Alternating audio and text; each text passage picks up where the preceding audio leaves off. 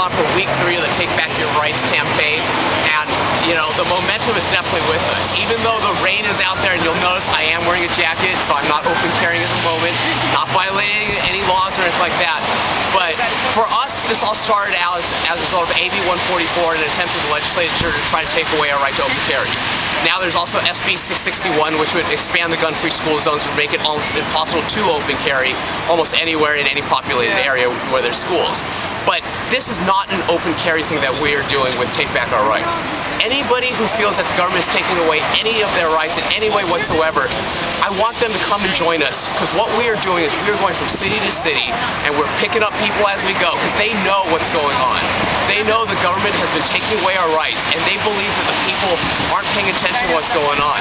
And we can't do this any longer. It's time for the people to realize what has been going on for the past number of decades.